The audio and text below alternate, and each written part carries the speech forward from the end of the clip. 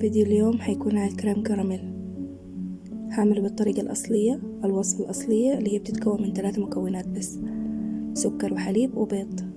يلا نشوف طريقة تحضيره. حكرمل ربع كاسة من السكر على نار هادئة. أنا حكرمل كمية بسيطة لأني أنا هعمل أصلا كريم كراميل بسيط لغاية ما يدوب معايا السكر. أهم حاجة النار تكون هادئة عشان ما يحرق معانا. أول ما ياخد اللون العسلي هنرفعه على طول من النار بسرعة ونصبه في الكور بتاعتنا، لأنه هو طبعا حيجف بسرعة.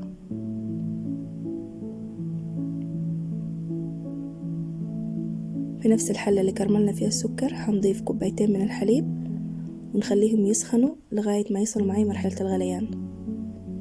بعد كده هرفعهم من النار. هكون مجهزة 3 بيضات، هضيف لهم شوية من الفانيليا ونص كاسة من السكر. هخلطهم كويس جدا لغاية ما يدوب السكر معاي.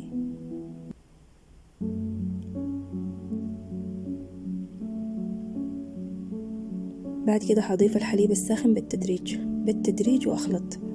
لو حاولنا نكب الحليب كله الحرارة بتاعته عالية، البيض هيحاول يستوي معانا، فبالتدريج ونخلط لغاية ما تكمل كل الكمية.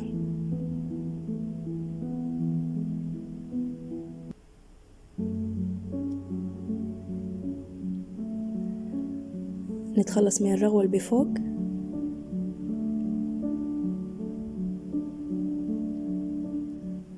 ونصفي الخليط، نصفيه بمصفى ناعم.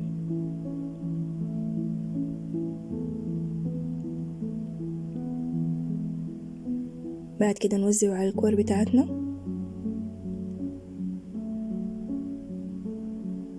نغلفه بفويل قصدير ونحطه في صينية فرن.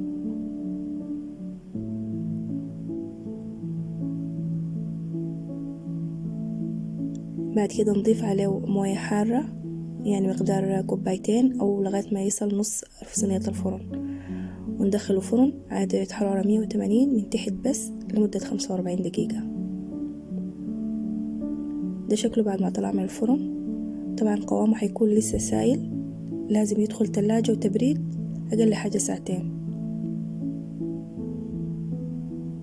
شايفين قوامه لسه سائل، فحنشيله وندخله التلاجة لمدة 2 ل 3 ساعات. بعد ما يطلع من التلاجة نحرر الأطراف بالطريقة دي بسكينة ونقلبه في أي طبق. قوامه متماسك وطعمه رهيب. وزي ما قلت لكم 3 مكونات بس. هتلقوا المقادير كلها مكتوبة في صندوق الوصف تحت الفيديو على طول. مع السلامة، في أمان الله.